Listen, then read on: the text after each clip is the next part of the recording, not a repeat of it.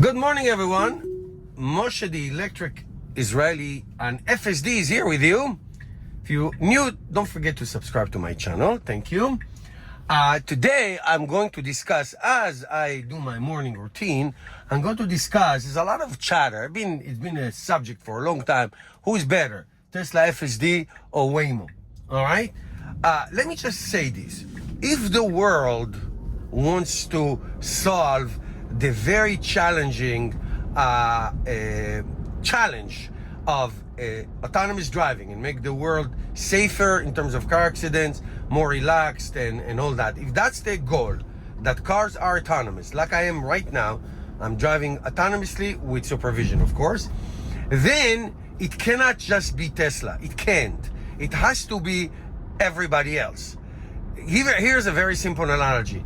If the world wants to be driving electric cars by 2035, 40, 50, whatever that, pick a year, and all new cars sold will be electric, because you're still going to have second-hand gasoline cars that it's going to take a while until they get out of circulation. If that's the case, it cannot be just Tesla and BYD, the two best sellers of electric cars in the world. It has to be 5, 6, 10 others. Figure 80 to 100 million cars sold a year.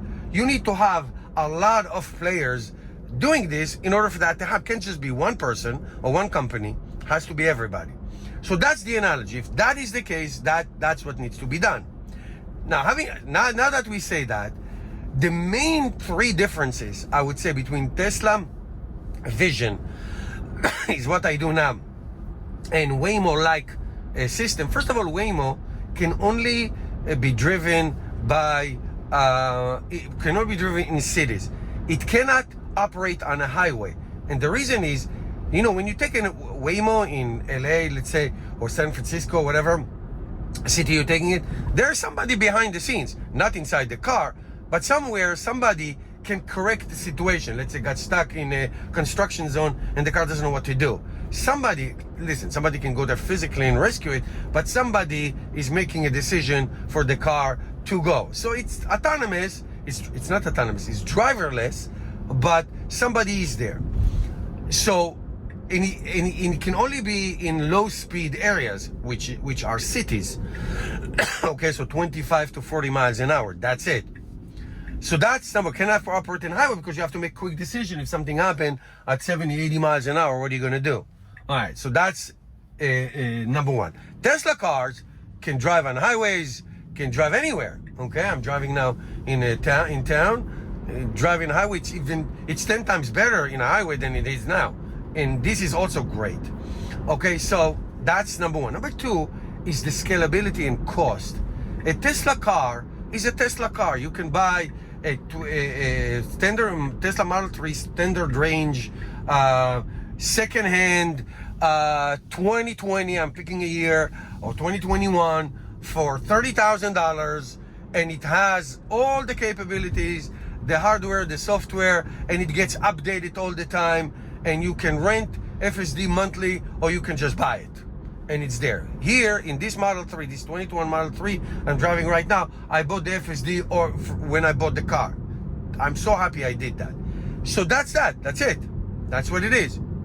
So it is by far cheaper than Waymo system, and it's in here. Waymo system cannot be owned by individuals. Waymo system is like $250,000 hardware and software, all the LiDAR and radar and all those things that you see on top of the car. So it has to be owned by Waymo, Google, Cruise, you name the company, they have to own it. Like you take a Chevy Bolt EV, which is a $30,000 car, and you pile on all that stuff on it, then that's how much. So nobody's going to buy a car like this so they can drive to work like I am now, but not Teslas. So Tesla is not limited to urban or highway. It can drive anywhere, and I do, and people do. It's amazing. Waymo is in town only. Tesla is scalable, cheap, and it software update all the time. So that is an unbelievable accomplishment, okay? As opposed to Waymo, which is so very expensive.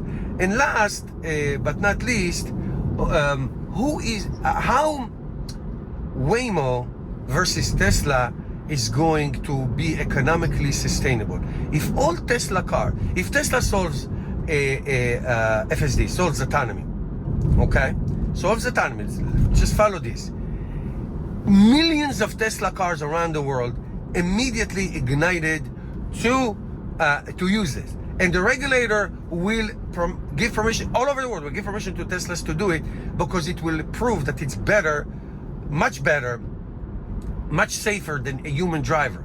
Once you tell the government that this saves lives, the government will do it. There's no question that they won't do it. And if they won't, the public will go bananas on them. Okay, these politicians will be voted out.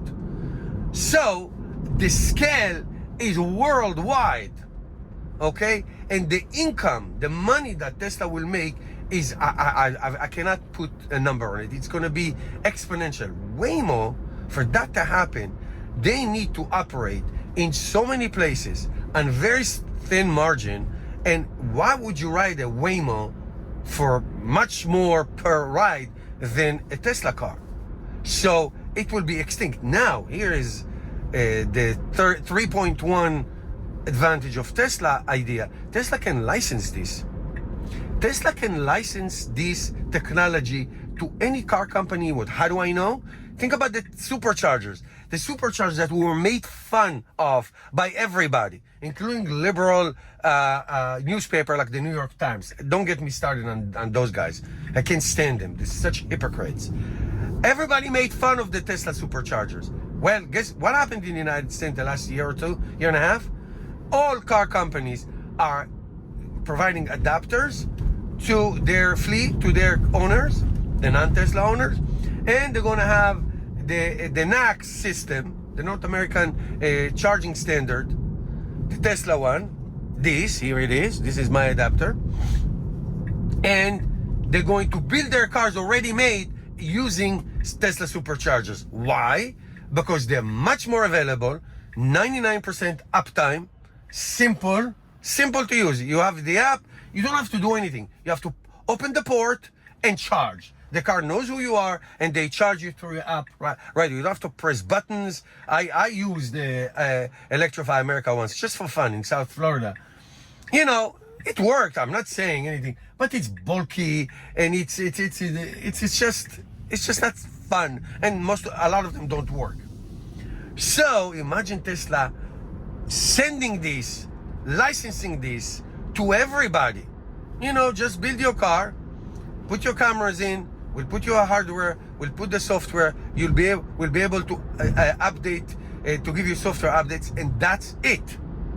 So anybody else says, why should I solve the autonomy by myself? Like cruise, only in certain highways. Just join the pros. Leave it to the pros. That's it. And that's why I think the race to solving autonomy everywhere, not just in one place, everywhere, will be eventually a big Tesla victory. What do you think? Let me know in the comments. Thank you for watching. I'll see you in my next video.